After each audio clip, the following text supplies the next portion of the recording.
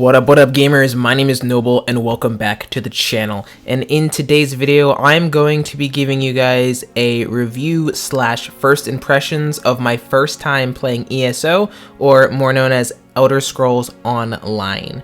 A few disclaimers before I get started with the video. If you're looking for an in-depth review of all the aspects of the game, this is not the video for you. This is for people who are interested in the game and just want to get a little, not like a TLDR, but you know, some raw first impressions. I only have about 25 hours played in the game so far, so it hasn't been a lot by any means, but I've done enough to experience the game in a very, you know, short but like raw form. So I'm not going to have any biases towards a certain expansion or things that the game has been through over the past 6 years, but those elements will come up in the video, so just keep that in mind. If you're someone who is interested in trying this MMO, I think this would be a good video for you, so you kind of get a better idea of what you're going to get into right off the bat. But anyway guys, let's go ahead and get right into the video. The first thing that I want to talk about, guys, is the expansive world and zones that you have. I only bought the base game, so I can't speak about, you know, any of the other expansions and what zones those places unlock, but from the base game, it is by far some of the most beautiful things I've ever seen.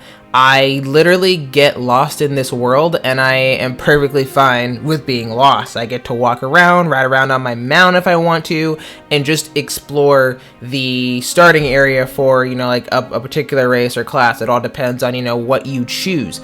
But this game really promotes exploration over a lot of other things, which is kind of a new take on things considering the MMOs that I play. I main Star Wars: The Old Republic, so coming to this MMO, there's a lot of different things that, you know, my main game doesn't have, so it's really fun to see a world that, you know, seemingly continues to keep developing and getting bigger and bigger and bigger, and I'm getting all tongue-tied, but that's really how I feel about the entire world. It's really immersive and expansive, and is a really big selling point for those of you who are really into open world RPGs. This is perfect.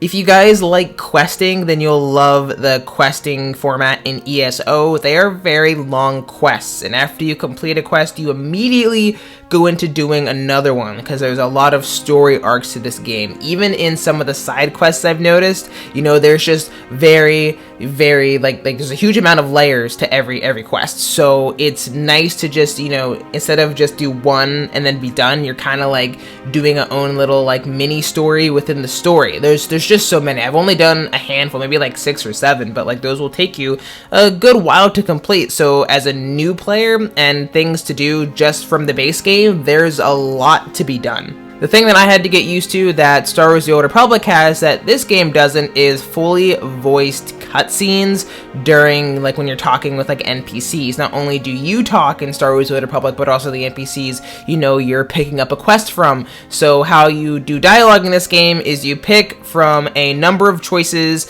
but those obviously aren't being voiced by your character. You're kind of reading things as you go along, and then you click on the response you want, and then, you know, it's assumed that, you know, like you're speaking the words and the NPC is answering you. That's something I had to get used to. I'm a little spoiled in that sense, but that's standard for a lot of MMOs, so that's nothing new for, I'm sure, a lot of you guys who have been playing. I will say sometimes it did feel like the questing was really long and I didn't get a decent payout at the end. Granted, I'm only like level 12 or 13, so I'm sure maybe that will change in the future, but I would quest for maybe like 30 minutes before I got like my gold and my experience and some gear. So sometimes I was kind of like, okay, I'm doing all these missions, where's like my gear to keep fighting more powerful enemies, where's my gold and all this other stuff. So keep that in mind. It's not really a bad thing, it's just something that I noticed. In addition to that, the leveling experience is pretty good. Again, kind of long, as I just referred to the questing being a little long. It seems like it takes a while to get from, you know, a level 1 to level 12 to where I'm at. Granted, I don't have a lot of hours in the game, so maybe if like you have a no life and you grind it, right, you might be able to get it done faster, but I was usually like hoping, I was thinking I could reach level 10 in like 3 or 4 hours. I think I only got to like level 5 or 6 in that amount of time, which, you know, I'm calling back to my main MMO, Star Wars. You know, you'd be level 10 in like 2 hours or something like that. But then again, there's a lot of other things involved, and they're fundamentally different games. So to me, it felt long, but that's just because I'm used to maybe a faster leveling progression. But that doesn't make this progression bad. It's just something that I noticed. Next thing I want to talk about is the PvP. Guys, this is really refreshing. I am a main PvP channel. That's really what I cover, moving into other things, but PvP is my bread and butter. And I was really unsure about the PvP content going into this game. I didn't know how it would really work out, considering you're just aiming a lot more than what, the game that I play, which is tab target. So I was wondering how it would work, how it would flow. And honestly, I had a really fun time. It's the most fun I've had in ESO so far. It actually, believe it or not, it reminded me of playing Oddball in Halo, believe it or not. It's weird, but it just gave me those vibes. Obviously, I'm playing Battlegrounds, and there's a grab bag of different game modes and things you can participate in, as well as the open world PvP that I have not gotten to experience yet. When I do, I'll make a video specifically on that because I love PvP, and I'll also do a more in-depth review of Battlegrounds after I have more time in it. But as a first impression from a new player, it's fun. It's really, really fun. It was intense. I loved healing my allies and, obviously damaging my enemies. I died a lot, but I also had fun doing it. The questing for PvP, there are dailies you can pick up, and that's cool. I like that. So thumbs up 100% for the PvP. Something that took me by surprise, and I didn't know I would have to be doing this when I started playing, is getting add-ons. Now, the add-ons are helpful because this game didn't launch with a minimap, and you can get an add-on that gives you a minimap. You're not going to see it in any of this gameplay because I didn't have it, installed at the time. But I've been running with a minimap ever since, and it's changed, everything.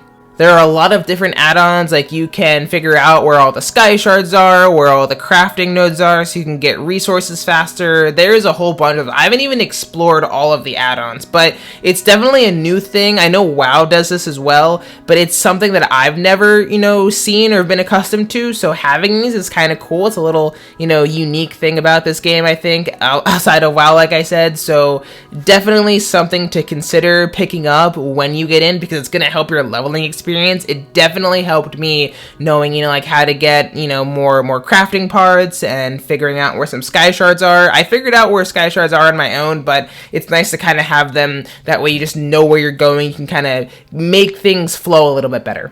If you are not subbed to the game, you get your mount at level 10. Maybe you get it earlier. I'm pretty sure once you get it, you unlock it, for the rest of your, future characters, and you'll have it. So level 10 mount is not bad. I definitely missed it through levels 1 through 9. It was a little bit, not tedious, but it just took a while to get from place to place. But once I got a mount, I was really happy, and I don't even have the fastest mount. I have to level up my riding skills and my speed skills constantly, but more on that in other videos. But other than that, it's cool. The mounts are cool. There's not a lot of mounts in the game, which is kind of sad. I know you can get stuff from the shop, but it's basically just horses, and there's a lion and some other things and some limited edition mounts, but I was kind of disappointed with how few mounts they had compared to other MMOs where they literally have hundreds to choose from. But, that's just a little gripe. It didn't really take away anything from my experience playing the game. So anyway, guys, overall, my first impressions, I would give it a solid 7 out of 10. I would have liked to see things a little bit more visible for new players. Say you didn't know, the add-on system. Finding crafting nodes was a little bit frustrating for me, and that kind of almost took me out of crafting a little bit. But again, I only have about 25 hours in, so I just need to get used to the game, and I have to give the game a chance. So for those of you guys who are looking to pick up Elder Scrolls Online, and you're should I give it a chance? Even if, say, you've played a different MMO, what's different, what's changed? I think you should pick it up. It was definitely worth the $20 I paid for the base game. I would suggest only getting the base game until you really decide that, okay, this is a game I'm going to commit to, and then maybe, buy expansions and things like that, or sub to ESO Plus, whenever you decide to make that decision. I have not yet decided to subscribe to ESO Plus, and buy more expansions. Well, when you get ESO Plus, you get all the expansions as well. So I haven't figured out what I'm gonna do yet, but so far I'm having a blast in the game, and I cannot wait to keep playing. Guys, if you enjoyed the video, please be sure to put a like on the video, as it helps me and the channel a lot. I will be streaming ESO every single Wednesday at 8:30 p.m. Eastern time, so come out. It's gonna be a great time, and thank you guys. Yeah, I'll see you in the next one.